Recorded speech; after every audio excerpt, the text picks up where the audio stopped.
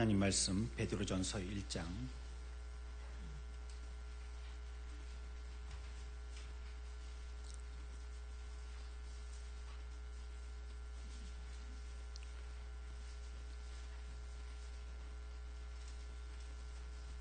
신약 377쪽입니다. 베드로전서 1장 6절 말씀.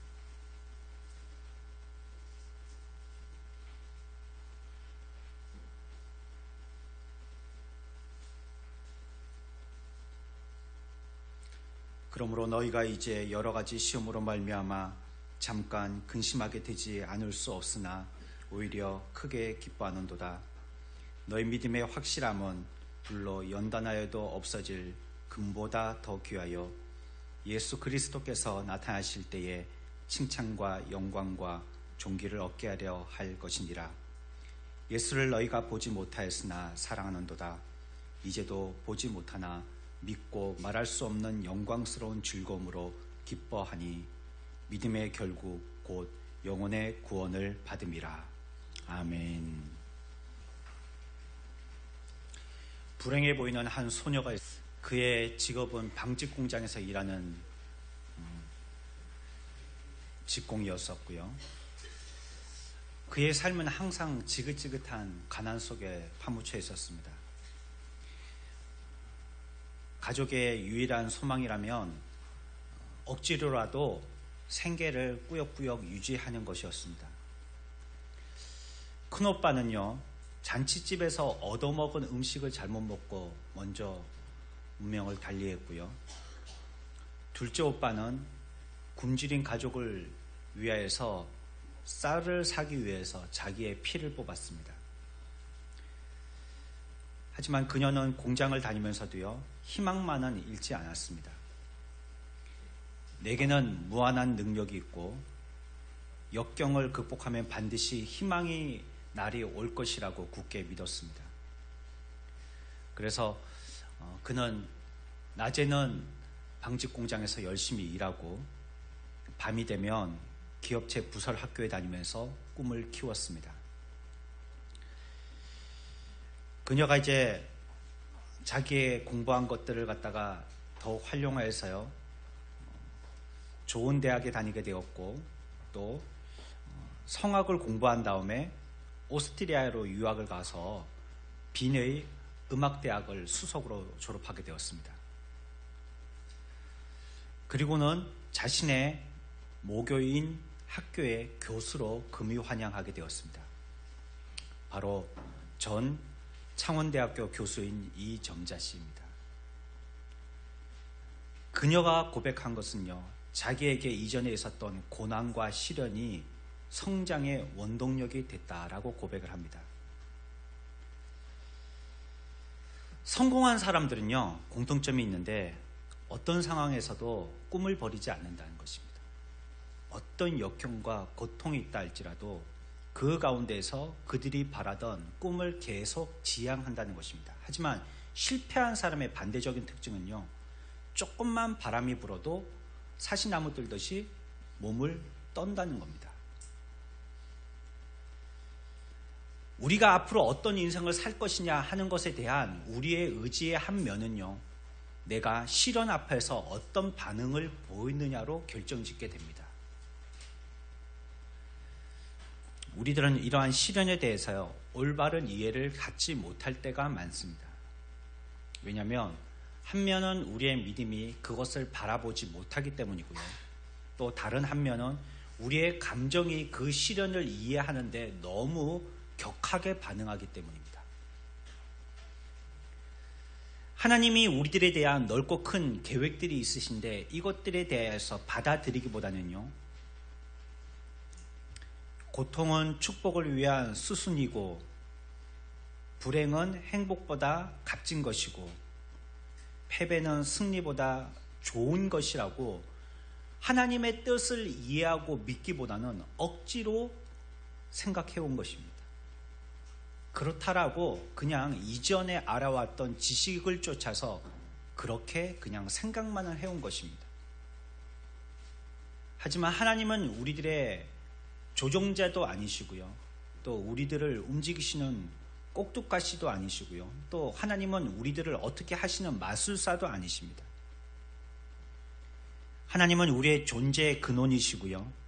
또 우리의 생명의 원천이시고요. 모든 것을 성장시키고 충만하도록 이르게 하시는 선한 분이십니다. 하나님은 이 일을 계속 하실 것입니다. 하나님의 역사에 이 일은 한순간도 정지되거나 잘못되신 일이 없으십니다. 계속 충만케 하십니다. 계속 성장케 하십니다. 그리고 속으로도 계속 성숙하게 하여 주시는 것입니다. 그럼에도 불구하고 우리의 삶에는 여전히 이 시련과 환난이 존재하는 것입니다. 하나님의 그러한 역사에도 불구하고 우리 주변에는 오늘도 그렇고 어제도 그랬었고 여전히 시련이 있습니다. 그러면 우리들은 이러한 시련을 어떤 태도로 받아들여야 되는가? 앞에서 말씀드린 그 교수님과 같이 우리들도 그 시련을 어떻게 직면하느냐에 따라서 우리의 삶이 완전히 변해진다면 하나님의 뜻을 알고 있는 하나님의 백성들이 이 일들을 대하는 우리의 태도는 믿지 아니하는 그 사람들의 시련을 극복하는 정도로 우리의 기준을 낮추어서는 안 될 것입니다. 성경은 과연 무엇이라고 말씀하셔서 우리들은 이 시련에 대해서 어떻게 대해야 되는지를 분명히 살피고 넘어가야 되겠습니다. 우리의 삶은 치열한 현장의 삶이고요. 또 위협적인 도전들과 파괴적인 공격들이 계속되고 있습니다. 순진하고 착한 사람들이지만 고통과 실패를 통해서 역경 속에서 살아가고 있습니다. 이 가운데에 선하신 하나님의 뜻을 어떻게 분별하고 찾으며 그 분별한 뜻들을 가지고 어떻게 살아갈 수 있는가? 우리들에게 숨겨진 과제입니다. 이런 것들을 조금씩 우리가 이해하고 또 이런 의미들을 밝혀나가면서 우리들의 삶을 살아나가는 것을 바로 시련의 영성이라고 얘기합니다. 이거는 뭐 만든 말입니다. 성경에 없는 말이고요. 그냥 우리끼리 붙여서 만든 말입니다. 어떻게 이 시련들을 극복해 나가느냐, 또 그 시련의 의미는 무엇이고 그 가운데서 우리들은 어떤 위치에서 어떤 역할들을 해야 되느냐, 이런 것들을 확인해 나가는 것이 바로 시련의 영성입니다. 이 과정이 우리의 모습을 더욱더 성숙하게 만들고요, 변화시켜 주는 것이고요, 또 우리들을 은혜 받는 사람이 되도록 하기 위한 촉매제와 같은 역할을 하는 것입니다. 오늘 우리가 읽었던 말씀에 보면요, 핍박을 받는 그리스도인들의 마음의 상태를 얘기하고 있습니다. 6절과 7절입니다. 시련에 대해서 뭐라고 표현하고 있는지 먼저 시련에 대한 표현을 먼저 살펴보도록 하겠습니다. 6절과 7절 다 같이 읽습니다. 그러므로 너희가 이제 여러 가지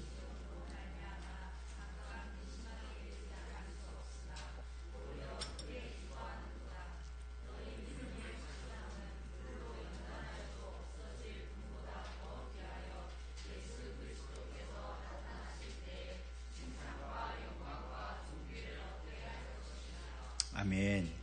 먼저 6절에서는 뭐라고 얘기했냐면요, 우리의 시험을 여러 가지 시험이다 라고 얘기하고 있습니다. 여러 가지 시험으로 근심하게 되는 일이 있다라고 얘기하고 있습니다. 여러분들, 우리가 예수 믿을 때요, 시험 없는 사람은 결코 없습니다. 분명히 여러 가지 시험으로 근심하게 된다 했습니다. 어려움을 당하시는 분들이 공통적으로 하시는 말씀은 무엇이냐면, 왜 내게만 이런 일이 있느냐고 읊조립니다. 하지만 사실 그거는 그분에게만 있는 일이 아닙니다. 모든 사람들에게 얘기하지 않아야 했을 뿐이지 다 했습니다. 부부싸움을 하고 나도 그렇잖아요. 왜 우리 부부만 이렇지? 왜 우리 부부만 이런 일 가지고 싸우게 됐지? 하지만 옆집 가서 커피 마시면서 얘기 들어보면요, 옆집에 철순의 엄마도 똑같은 말 합니다. 그 집에도 그 문제가 존재하고 있는 거예요. 성경은 여러 가지 시험으로 말미암아 근심되게 된다 하고 얘기하고 있습니다. 그러면서 7절에서는 이 시험을 뭐라고 얘기하냐면 믿음의 시련이다 이렇게 얘기하고 있습니다. 이러한 시련이 우리들에게 유익을 끼친다고 얘기하고 있어요.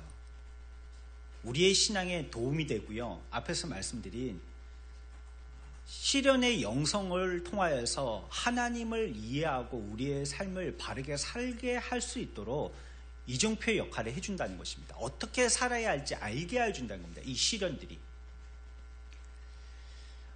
우리가 이 시련을 통해서 얻을 수 있는 유익 몇 가지를 살펴볼 건데요. 첫 번째는 무엇이냐면 우리의 신앙의 진실성을 드러내준다는 겁니다. 우리 같이 한번 해보겠습니다. 신앙의 진실성. 신앙의 진실성. 무엇을 통해서 알 수 있다고요? 시련을 통해서 알 수 있다는 겁니다. 쉬운 거죠? 많은 설명이 필요 없겠습니다. 시련을 겪어보면 그 사람의 신앙이 진짜인지 가짜인지 안다 이 말입니다. 우리들 여러분들 금 좋아하시죠? 그렇죠? 금 좋아하시잖아요. 저도 뭐 이렇게 유일하게 금을 한 개 차고 있는데 그렇게 뭐 보실 만큼 큰 건 아닙니다. 고개를 갑자기 팍 드시네요. 금이라니까. 이 금이 진짜 금인지 가짜 금인지 여러분들 어떻게 확인하세요? 물어보죠. 이게 금입니까? 이렇게 사람한테 물어보는 게 아니고 이로 깨물어보죠. 그래서 가짜 금은 어떻죠? 가짜 금이 어떻게 되죠? 뭐 맛이 나나요, 금이요? 근데 깨물어보면 어떻게 알 수 있어요? 가짜 금이나 진짜 금이나 똑같이 이 아픈 거는 마찬가지고요. 가짜 금은 벗겨집니다. 이게 씌워놓은 게 도색을 해놓은 게 벗겨지죠. 하지만 진짜 금은요, 이 자국이 푹 나고요, 벗겨지지가 않습니다. 그래 많이 이렇게 해보신 분은 금 맛이 난다 하대요. 이렇게 씹어보면 금 맛이 난다 하더라고요. 근데 저는 잘 모르겠고요. 그건 뭐 일부러 음식에도 금을 뿌려 먹는 음식도 있긴 하지만 그 금 맛이 뭔지는 전 잘 모르겠고요. 분명한 거는 가짜 금은 이를 깨물면요, 겉은 노란색인데 속은 흰색이에요. 벗겨져요. 가짜예요. 금. 그런데 진짜 금은 어때요? 안 벗겨져요. 안 벗겨지고요. 조금 이 자국이 나요. 이 금이 좀 약합니다. 그래서 순금을 가지고는 뭐 만들기가 좀 힘들어서 거기다가 다른 걸 이렇게 섞는 거예요. 그래서 그거 순도가 얼마나 되느냐가 18K다, 뭐 32K다 그렇게 얘기하는 거죠. 36인가? 32인가요? 23인가요? 24인가요? 예. 저희 뭐 금을 잘 모릅니다. 하여튼 뭐 그런 것들이 금 하나의 순금을 가지고는 연약하다 이거죠. 그래서 다른 것들을 섞는 겁니다. 그것보다 더 확실한 방법은요, 금을 불 속에 넣어보는 겁니다. 그러면 이게 순금인지 아니면 합금인지 알 수 있는 거예요. 가짜 것들은 다 타버리겠죠. 태워지면 다 없어져 버릴 것입니다. 결국은 순금만 낫게 되어지는 것처럼 우리의 신앙도 마찬가지라는 겁니다. 그 사람이 이런 시련을 통해서 그 사람의 신앙의 금됨이 얼마나 순결한지를 확실하게 알 수 있다는 것입니다. 이런 시련은요, 참된 신앙의 진실된 여부만 확인할 뿐만이 아니라 그와 함께 참 신앙의 아름다움도 우리들에게 보여줍니다.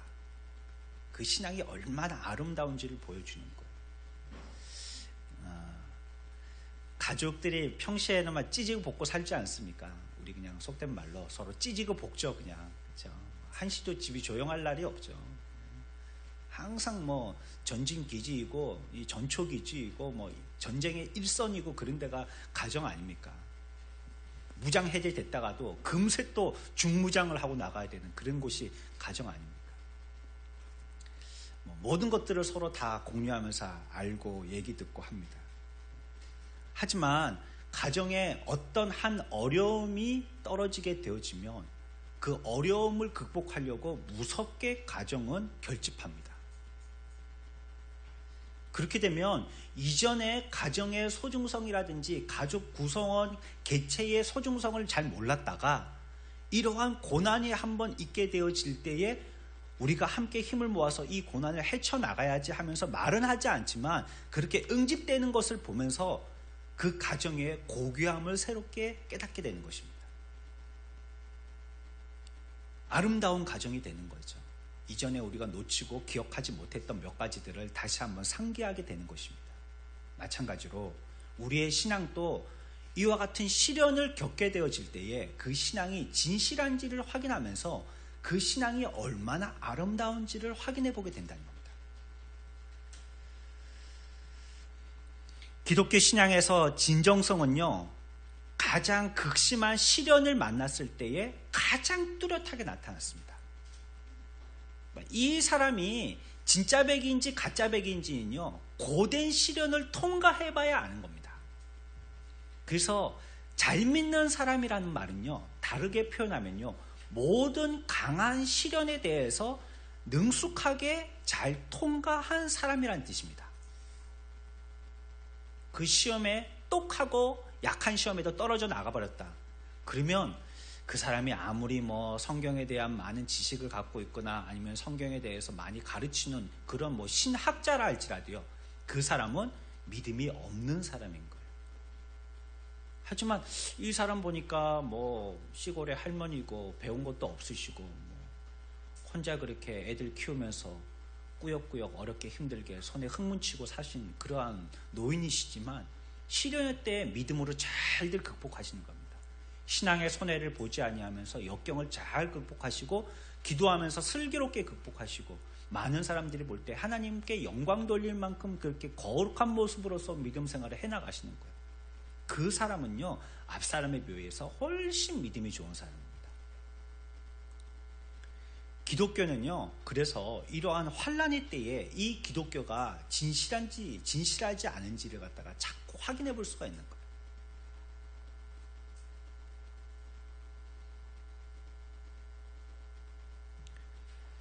참 믿음이 금보다 훨씬 보배롭게 드러나게 되는 때가 바로 그때인 거죠. 그때로서 우리가 알게 되는 것입니다.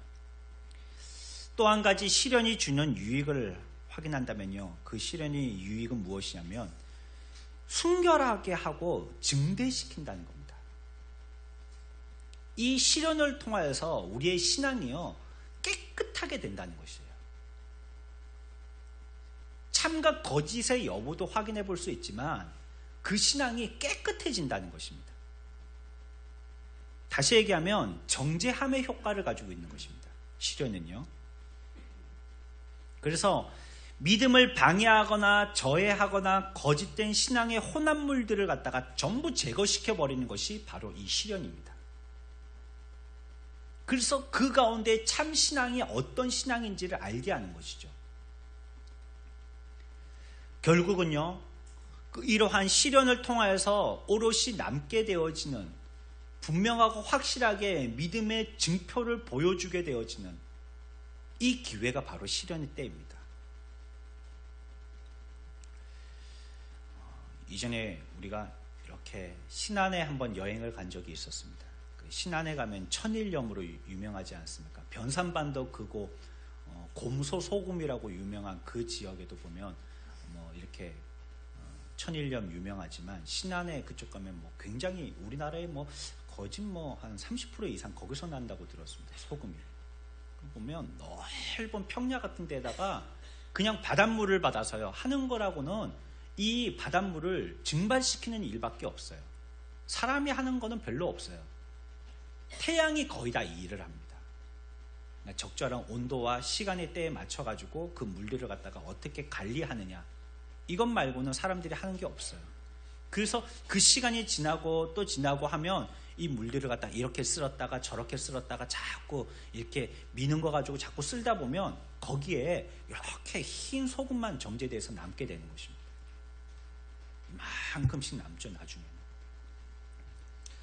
뜨거운 태양이라는 시련을 통하여서 바닷물 속에 녹아있는 귀한 소금을 우리가 얻게 되어지듯이 우리들도요, 이 시련을 통하여서 순수함을 얻게 되어지고 또 그 순수함이 증대되게 되어지는 효과를 보게 되어집니다.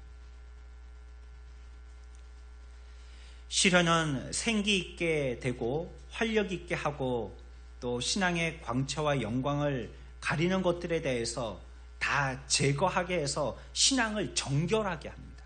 깨끗하게 만드는 것입니다. 결국 이러한 우리 속에 금에 잡티가 들어가면 순금이 안 되듯이 우리의 신앙에도 잡티가 될 만한 것들을 갖다가 다 제거하시면서 오롯한 순전한 신앙으로 만들어주시게 하시는 거예요. 결국 이것을 통하여서 7절 끝에는 칭찬과 연기와 영광과 존귀를 얻게 하려고 하는 것이다 라고 얘기하고 있습니다. 이런 실현을 통하여서 우리들은 이런 것을 얻는다는 거예요. 칭찬을 얻고요, 영광을 얻고요, 존귀를 얻게 되어진다는 것입니다. 오늘 읽은 말씀에서 사도는요, 이와 같은 핍박받는 그리스도인들에게 핍박이 어떻게 작용하여서 유익을 끼쳤는지에 대해서 얘기하고 있습니다. 앞에서 우리들은 몇 가지를 살펴보았고요. 이러한 것으로서 그리스도께서 나타나실 때 칭찬과 영광과 존귀를 받게 하려고 하고 있다라고 말씀하고 있습니다. 그렇다면 시련이 주는 효과는 이런 것들입니다. 이런 효과를 얻게 되는 것입니다. 결국은 시련을 잘 통과하면 이런 상급도 얻는다라고 성경은 이미 우리들에게 밝혀주고 있습니다. 다시 한번 정리해 볼까요? 시련이 우리들에게 어떤 유익을 준다고요? 첫 번째요? 네? 그게 가짜인지 진짜인지 밝혀준다는 겁니다. 두 번째는요, 순수하게 하고요, 또 그 신앙을 더욱더 증대시켜준다는 겁니다. 이런 효과가 있는 거예요. 시련을 통과할 때 그렇다는 것입니다. 시련을 통과하지 않으면 그렇게 안 돼. 우리가 힘을 써야지 근육이 길러지듯이 시련을 통과해야지만 그렇게 되는 것입니다. 학생들이 공부하라 해도 언제 공부합니까? 시험 칠 때 그때 공부합니다. 평소에는 공부하지만 물론 그게 그 시험 칠 때 공부하는 것만큼 집중력을 가지지 못해요. 하지만 시험 날짜가 한 달뿐이 안 남았다, 시험 범위 딱 나오면 그 다음부터는 막 계획도 잡고 자기 혼자 막 바쁘죠. 공부하느라고. 시련을 통하여서 우리의 신앙도 증대되는 것입니다. 결국에 상급은 어떤 상급이 있다고요? 칭찬과 영광과 존귀를 얻게 하려고 한다는 것입니다. 그것이 시련을 주시는 목적이에요. 그렇다면 우리가 이런 시련에 대한 효과도 알게 됐고 결과도 알게 됐는데, 그러면 이 시련에 맞닥쳐서 우리들이 어떤 삶으로 나타내 보여야 하겠는지가 우리들의 숙제예요. 어떻게 살아야 되겠냐는 거죠. 결과도 알겠고 여기에 대한 유익도 알겠는데, 그러면 우리들은 이 시련을 당할 때, 우리에게 어려움이 있을 때 어떻게 살아야 되겠냐는 겁니다. 그냥 시간이 치료해 주겠지 하고 이 깍물고 참고 있으면 되겠습니까? 아니면 뭐 우리들은 전혀 아무 삶의 행동도 취하지 않고 하나님이 해주시겠지 하고 나와서 그냥 기도만 하고 머리만 숙이고 가만히만 있으면 되겠어요? 아니면 염세주의자들처럼 이 신앙에 어려움이 없는 다른 세상을 쫓아서 또 다른 데로 자꾸 이동해보고 움직여봐야 되겠습니까? 그러면 시련이 생기지 않을까요? 시련에 대한 올바른 태도가 중요한 겁니다. 이 시련을 우리들은 어떤 마음의 상태를 가지고 그것들을 맞대해야 할지, 이것이 중요한 것입니다. 그래서 성경은 우리들에게 여기에 대해서 또 힌트를 주고 있습니다. 8절 볼까요? 우리 8절 다 같이 읽습니다. 시작.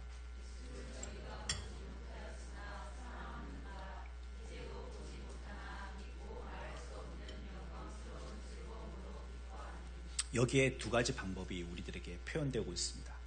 시련을 당할 때 우리들은 어떤 행동을 취해야 하느냐. 첫 번째는 무엇을 얘기하고 있냐면, 예수를 너희가 보지 못하였으나 뭐 한다고요? 사랑한다는 것입니다. 우리가 시련을 당할 때요, 어려운 거 압니다. 힘든 거 압니다. 저도 시련을 당하고 있고 또 당해왔습니다. 여러분들도 지금 시련을 당하고 있고요, 또 당해오셨어요. 이럴 때 우리들은, 성경은 우리들에게 어떻게 하라고 얘기하고 있냐면 그리스도를 향한 사랑을 보여야 된다고 얘기하고 있어요. 좀 이해 안 되죠? 사랑이라는 것은 우리가 편할 때, 쉬울 때, 하고 싶을 때 감정적으로 움직여지는 것이 사랑이라고 생각하는데, 아니 이렇게 힘든 때 어떻게 사랑을 하라고 하는 거야? 이해되지 않을 수 있습니다. 야고보서 1장 12절에 보면요, 시험을 참는 자는 복이 있나니 이는 시련을 견디어낸 자가 주께서 자기를 사랑하는 자들에게 약속하신 생명의 면류관을 얻을 것이기 때문이라 라고 얘기하고 있습니다. 그리스도를 사랑하는 자들은요, 이 땅에 소망을 두지 않는다는 겁니다. 그리고 시련을 견디는 자는 그리스도를 사랑하는 자다라고 얘기하고 있습니다. 그러니까 시련의 견딤이 그리스도의 사랑과 이꼴이라고 얘기하고 있는 거예요. 시련을 잘 견디는 사람은 그리스도를 사랑하는 자이고, 시련에 대해서 그 사람이 능숙하게 해결하고 헤쳐나가지 못하는 사람은 하나님에 대한 사랑에서도 아직 미숙자라고 얘기하고 있는 것입니다. 그리고 비록 고난 중에 있지만요, 장차 영원한 나라에서 생명의 면류관이 약속되어 있다고 성경은 얘기하고 있어요. 그리고 하나님은 자기를 사랑하는 자에게 대하여서도 하나님의 은혜를 베푸신다라고 얘기하고 있습니다. 출애굽기 20장 6절에 나를 사랑하고 내 계명을 지키는 자에게는 천대까지 은혜를 베푸느니라 라고 얘기하고 있습니다. 신약과 구약을 막론해서요, 이 사랑과 이 믿음은 하나로 보고 있는 것입니다. 그래서 하나님에 대한 믿음이 그리스도에 대한 믿음과 바꿔 쓸 수 있는 것처럼요, 하나님에 대한 사랑을 그리스도에 대한 사랑으로 바꿔 쓸 수가 있는 것입니다. 믿음과 사랑은 하나로 보고 있는 것이에요. 이 시련에 대하는 우리의 태도의 믿음이 어떠하느냐가 하나님께 대한 우리의 사랑이 어떠하느냐로 표현되어진다는 것입니다. 그 사람이 정말로 믿음이 있는 사람이라면 그 시련의 때에 사랑으로 나타난다. 하나님을 끝까지 사랑하게 된다는 것입니다. 반대로 그 사람이 하나님을 끝까지 사랑하는 자라면 믿음의 본보기를 나타내 보인다는 겁니다. 믿음의 올바른 본을 나타내 보인다는 것입니다. 예수님이 세상을 떠나실 때에도 고별사와 같이 우리들에게 말씀하신 것이 있습니다. 요한복음 14장 21절에 나의 뭐를 지키는 자가 나를 사랑하는 자라고요? 나의 계명을 지키는 자가 나를 사랑하는 자라는 거예요. 말로 사랑한다 사랑한다 말하지 말란 말입니다. 뭐 사랑한다 말로만 말도 해야죠. 우리는 아예 말조차도 안 하니까 말도 하긴 해야 되는데, 그게 행위 없는 말 가지고는 진실성을 구분하기가 힘들다는 겁니다. 그 나를 갖다가 아무리 사랑한다 하고 나를 따랐던 제자들이었지만, 그러면 너희들이 진짜 나를 사랑하는지를 한번 드러내보라는 겁니다. 정말로 나를 사랑하는지 사랑하지 않는지 한번 들추어 표현해보라는 거죠. 그게 뭐였죠? 계명을 지키느냐 그렇지 않느냐로 알 수 있다는 겁니다. 그 계명을 지켜 행하면 사랑하는 자이고, 지키지 않는 자면 아무리 말을 했다 할지라도 그 사람은 사랑하는 자가 아니라는 것입니다. 세상 사람들이 볼 때에는 그리스도인들을 갖다가 참 이해하기 힘듭니다. 스스로 고난에 뛰어들기도 하고요, 눈에 보기에 좋은 것들을 포기하기도 하고요, 감각적이고 즐겁고 쾌락을 주는 모든 것들을 버리기도 합니다. 그 사람들이 볼 때에는 예수 믿는 사람들이 무엇인가 좀 정신 나간 사람처럼 보이죠. 또 어떤 모습으로 보면 스스로에 대해서 행복을 갖다가 발로 차버리는, 오히려 고난을 더 좋아하는 사람들처럼 보일 수도 있겠습니다. 그리고 세상 사람들의 눈에서는요, 과연 무엇이 그들을 이와 같이 옳은 길로 시련당하는 사람들을 바르게 인도해 주고요, 또 그 시련을 극복하게 하는 그 인도자가 누구인지 찾아볼 수 없습니다. 그들은 무엇이 과연 그리스도인들을 그렇게 극복하게 하는지 그에 대한 해답을 찾을 수가 없습니다.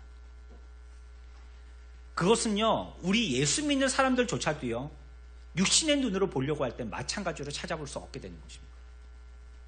과연 우리들이 어떤 힘으로 시련을 이기고 버티고, 또 우리를 시련에서 어느 방향으로 이끌지 그 방향을 인도해 주는 분은 과연 누구인지 우리들과 또 예수 안 믿는 사람들은 이거에 대해서 알 수가 없다는 것입니다. 그것이 바로 우리를 향한 하나님의 사랑이십니다. 우리 속에 있는 하나님의 사랑이, 또 하나님이 우리들에 대한 이 사랑이 이 시련을 우리들이 감당하게 하여 주신다는 겁니다. 이 시련 가운데서 그 바른 길을 찾아볼 수 있도록 한다는 것입니다.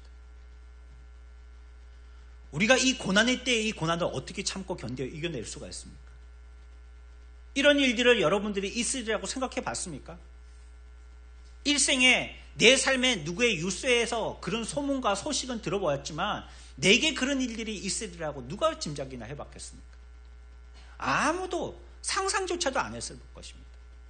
이런 고난을 당하게 될 때 많은 사람들이 공황에 빠지게 됩니다. 어떤 사람들은 염세주의가 되게 됩니다. 삶의 소망을 놓아버리는 사람들도 있습니다. 어떤 사람은 될 대로 되라라고 아예 인생을 포기해버리기도 합니다. 그리고 자기의 인생을 주권적으로 자기가 인도하지를 않고 그냥 어디 환경에다가 떠맡겨버리는 겁니다. 될 대로 되라는 거죠. 이걸 어떻게 극복하고 누가 우리를 극복하게 인도하느냐는 겁니다. 하나님의 사랑을 체험해본 사람만 극복할 수 있습니다. 하나님의 사랑을 안 사람만 인도받을 수 있습니다. 하나님의 사랑을 깨달은 사람만 어떻게 행동을 해야 될지 그 자리에서 정신 차릴 수 있는 거예요. 대부분의 사람들은 딴짓합니다. 그들이 무엇을 해야 될지 제대로 모른다는 겁니다. 정말로 정신을 차리고 바람직한 행동에 바른 순서에 따라서 옳게만 했다면 그 환난 때라도 환난이 자기에게 위협이 되지 않고 그 가운데에서 안전하게 헤쳐나올 수 있습니다. 우리 옛말에 그런 말이 있습니다. 호랑이한테 물려가도 어떻게 하라고요? 정신 차리면 산다는 겁니다. 호랑이한테 물려가도요, 정신 차리면 살 수 있다는 거예요. 곰이 막 우리를 잡아먹으려고 와요. 그러면 어떻게 하면 됩니까?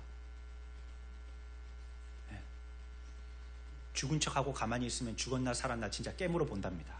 그러니까 죽은 척하고 가만히 있으면 안 되고 도망가야 된답니다. 어디로 도망가죠? 나무 위로 도망가면 곰이 또 나무를 죽으라고 잘 탑니다. 와가지고 또 밑에서부터 깨뭅니다. 그냥 멀리 도망쳐야 되는 겁니다.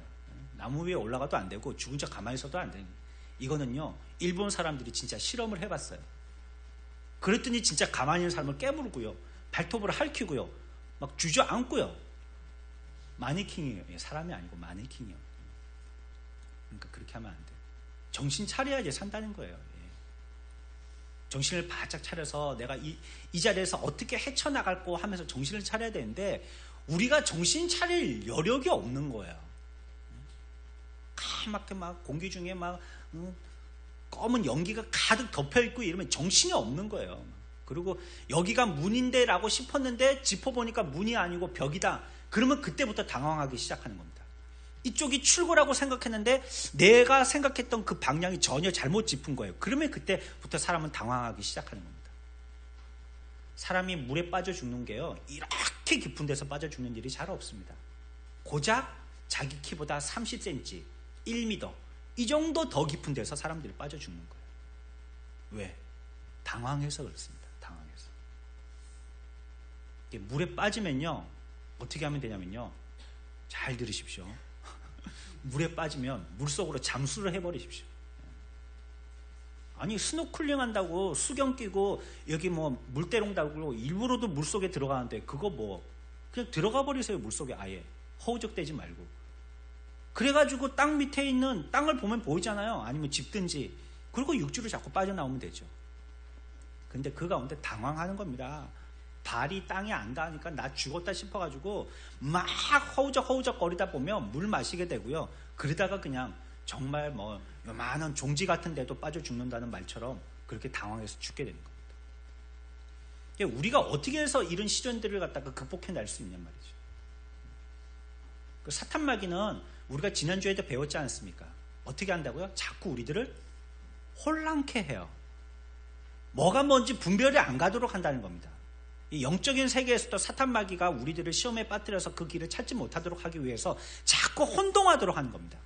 무질서하게 만들고요, 아무것도 똑바로 정신 차리지 못하도록 처음에 태초에 세상이 지어지기 전과 같은 모습으로 만들어버린다는 겁니다. 혼동 가운데 있게 한다는 겁니다. 근데 정신 차려야 됩니다. 근데 주님의 사랑을 깨달은 사람은, 주의 사랑을 받은 사람은 이 시련에 대해서 분명하게 어느 방향으로 가야 될지, 또 내가 무엇을 해야 될지 알게 된다는 겁니다. 그의 사랑을 깨달은 사람들이, 그 사랑을 받은 사람들이 그 사랑을 가지고 그 시련을 헤쳐나올 수 있는 것입니다. 사랑의 힘은 무서운 것입니다. 굉장한 것입니다. 사랑은요, 웬만한 고난을 거의 다 헤쳐나올 수 있습니다. 내가 이 시련을 이겨나가는 것은요, 육신의 물리력보다도요, 사랑의 힘입니다. 어린아이가 자동차 밑에 깔렸어요.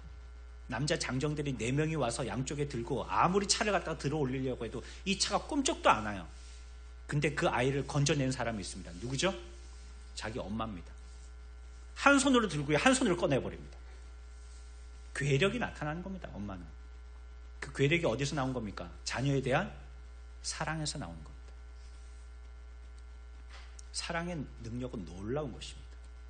하나님의 사랑을 체험하고 깨달아 본 사람은요, 그 사랑을 가지고 이 시련을 잘 이겨낼 수 있습니다. 하나님이 나를 얼마나 사랑하셨는지를 기본에서부터 알기 때문에요. 이 시련에 대한 이유들을 알기 때문에 그 가운데 이 시련을 넉넉함으로 여유 있게 살펴보고 이겨나갈 수 있는 거예요. 내 사랑을 느껴보지 못한 사람은, 하나님의 사랑을 깨닫지 못한 사람은요, 그 가운데서 자기 깨로 빠져나오려고 하는 겁니다. 그렇게 허우적대는 것입니다.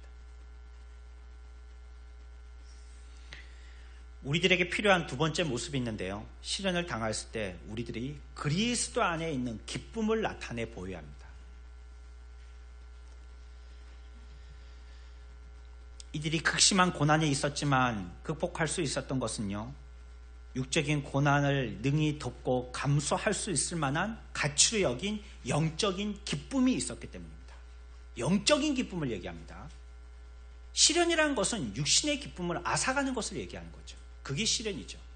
그런데 그것을 극복하게 하는 것이 영적인 기쁨이라는 것입니다. 그래서 제가 누누이 말씀드리지 않습니까? 여러분들이 힘들고 시련의 때에 당하면 힘들고 시련이라고 여러분들이 뒤로 물러가는데, 그러면 시련을 못 빠져나온단 말입니다. 그럴 때일수록 더 하나님께 나와서 기도하라는 거예요. 어려울 때 더 기도하라는 겁니다. 평시에 10분 기도했으면 고난의 때에 30분 기도해야 된다는 거예요. 평소에 무슨 일이 있어갖고 1년에 52주 중에서 50주 정도뿐이 예배를 못 드렸으면 시련을 당하고 있는 그 해만은요, 52주 목숨 걸고 지켜나가야 된다는 거예요. 보통 때는 심야기도도 못 오고 새벽기도도 못 오고 그냥 시간 되면 예배나 나오고 그랬었는데, 시련의 때를 당하면 이때는 비상때 아닙니까? 새벽기도도 나오고 심야기도도 나오고 철야기도도 하고 금식기도도 하고 내가 할 수 있는 에너지를 총동원해서 이때 영적인 데 기울여야 되는 것입니다. 그래서 내 마음에 영적인 기쁨이 우리들을 살게 하는 거예요. 그 고난의 때를 헤쳐나오도록 한다는 것입니다. 그것이 그들을 지탱시켰고요, 감당할 수 있게 했다는 겁니다. 그리스도의 사랑과요, 또 그리스도를 통한 기쁨이 그들을 감당할 수 있게 했다는 겁니다. 우리의 태도도 그렇습니다. 시련을 당하였을 때 우리들에게서 더욱더 사랑이 나타나 보여야 되겠고요, 더 우리들에게 영적인 기쁨이 나오도록 해야 된다는 것입니다. 그에 대한 방법은 여러분들이 연구해 보십시오. 어떻게 하면 우리들에게서 그 사랑이 끝이지 아니하고 계속 샘솟을지, 어떻게 하면 그 영적인 기쁨이 끝이지 아니하고 계속 올라올지 여러분들이 연구해 보십시오.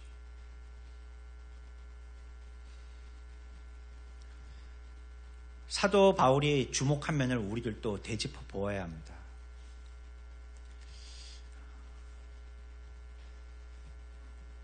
바울은요,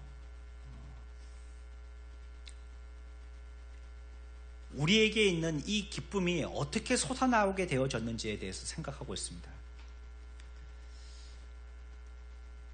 눈에 보이지 않는 그리스도께서 어떻게 기쁨의 원천이 되시는지를 주목하고 있죠.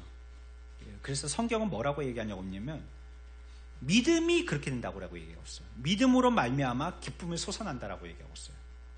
그러니까 우리 나름대로 애쓸 바가 있지만 성경에서는 우리 속에 있는 이 믿음이 근거해서 우리들을 더욱더 기쁘게 한다는 것이에요.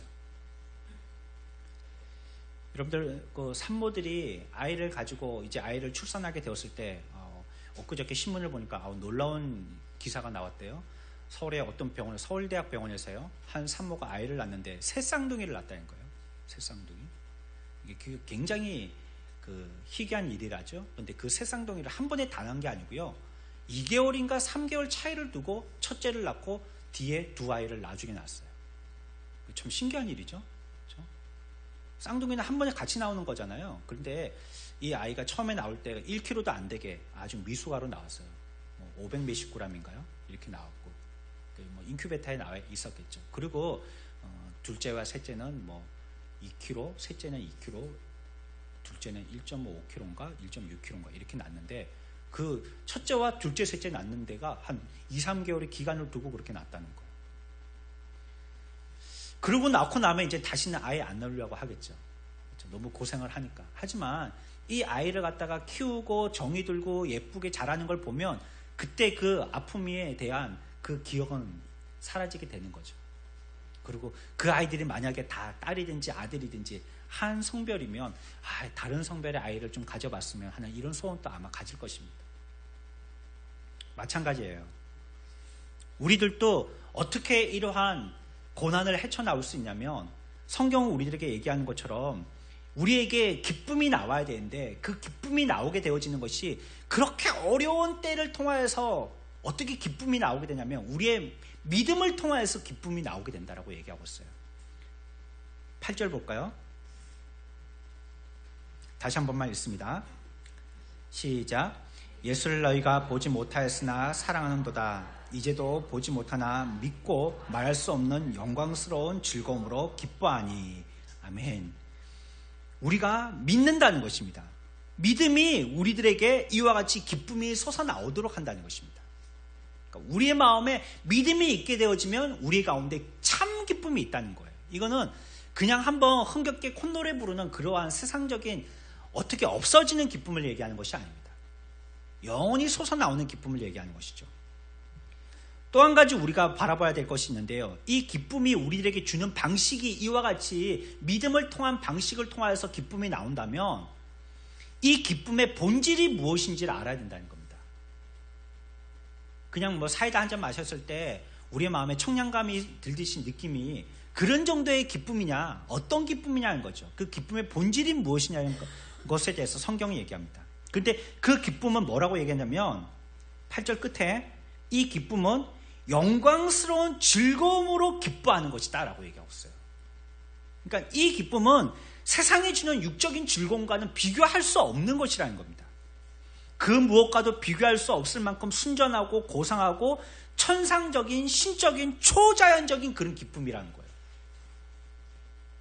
정말 우리로서는 우리에게 이 시대 때 필요한 그러한 근본적인 기쁨을 얘기하고 있는 것이죠.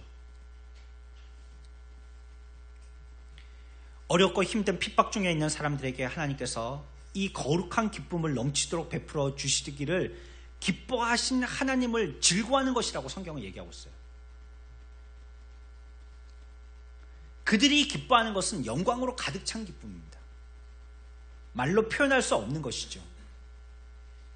묘사하기에도 충분한 어떤 단어가 떠오르지 아니하는 그런 기쁨들을 얘기하고 있습니다. 이 기쁨의 위대함을 표현할 수 있는 가장 적절한 표현이 바로 영광으로 가득 찼다는 것입니다. 이런 기쁨을 우리들에게 주신다는 것입니다. 사자굴에 갔던 다니엘이 기뻐했어요. 불 속에 들어갔던 다니엘의 세 친구들이 기뻐했어요. 그게 뭐 기뻐할 일입니까? 사제들이 들어가면 그건 뼈도 못 추리는 거고요. 불 속에 들어가면 그거는 완전히 들어가자마자 바로 화장 아닙니까? 그거야. 불을 갖다가 얼마나 뜨겁게 했든지 그 사람들을 갖다가 잡고 가던 사람이 화상을 입을 정도라고 했으니까, 타 죽을 정도라고 했으니까 그 불의 뜨거움이 얼마나 뜨거웠겠습니까? 근데 그게 뭐가 기뻐할 겁니까? 그게 뭐 좋은 일이에요. 그게 다 죽는 건데. 하지만 그들은 그 가운데서 기뻐했습니다. 그 기쁨이 어디에서 나오는 기쁨입니까? 그 기쁨의 근원은 이와 같은 것이라고 성경은 얘기하고 있는 거예요. 오늘의 표현대로 한다면 영광으로 가득 찬 기쁨이라는 것입니다.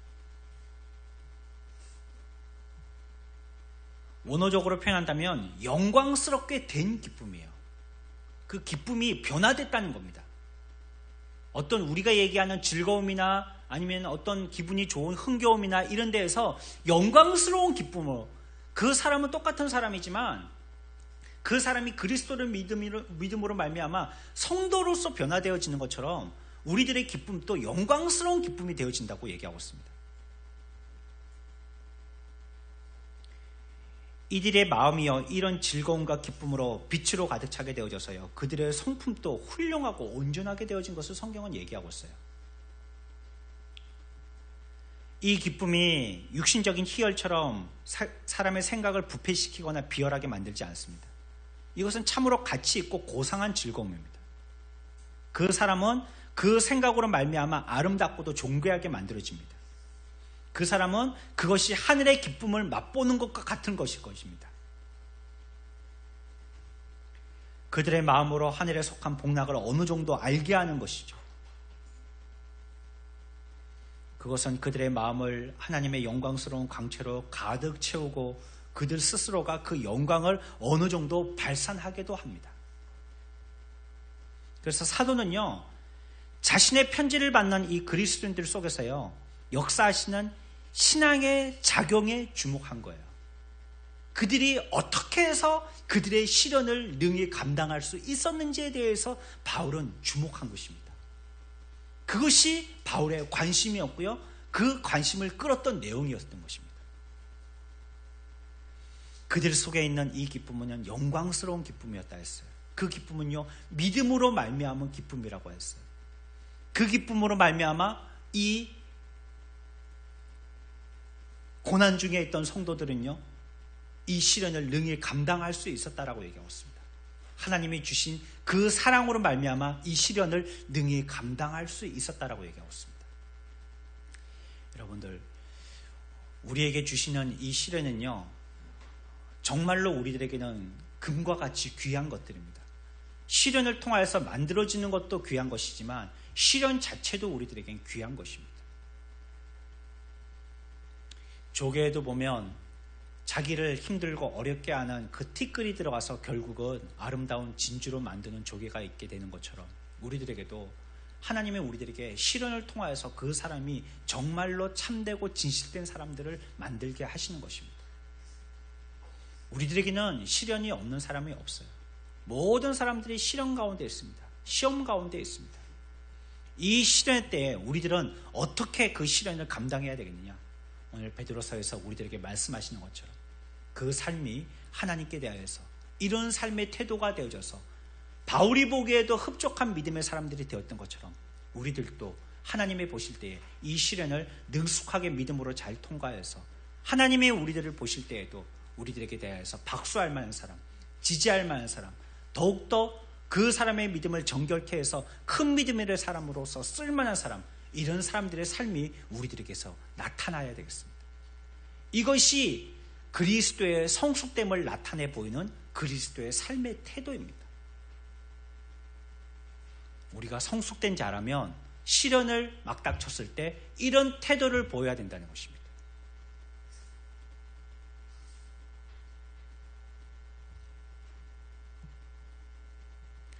금이 불 속에서 연단받는 것처럼 그들이 만난 거대한 신앙의 시련을 통하여서 그 신앙이 참되고 바르다는 것이 입증되는 것입니다. 그리고 그러한 시련의 때에 그들의 믿음이 찌꺼기들과 혼합물들로부터 깨끗하게 되는 것입니다. 그래야 해서 그 신앙의 정말 탁월하고도 아름다운 본질이 드러나게 되어서 칭찬과 영광과 존귀를 받을 만한 것으로 나타나게 되어지는 것입니다. 저 여러분들, 올 한 해 우리에게 주시는 하나님이 시련들, 이것을 하나님이 주시는 시련이라고 우리가 믿고 하나님이 우리들에게 주시는 것이니까요, 그거에 대해서는 겁내지 마십시오. 하나님이 주시는, 선한 하나님이 우리들에게 주시는 것이기 때문에 여러분들 그 시련으로 죽이려고 주시는 것이 절대 아닙니다. 선한 하나님이 우리들에게 주시는 시련으로 믿고 베드로서에서 얘기하고 있는 그리스도인들의 아름다운 모습을 보인 것처럼 우리들도 당당한 시련의 믿음의 태도를 보이는 저와 여러분들의 한 해의 삶이 되어지기를 축원합니다. 하나님 말씀 베드로전서 1장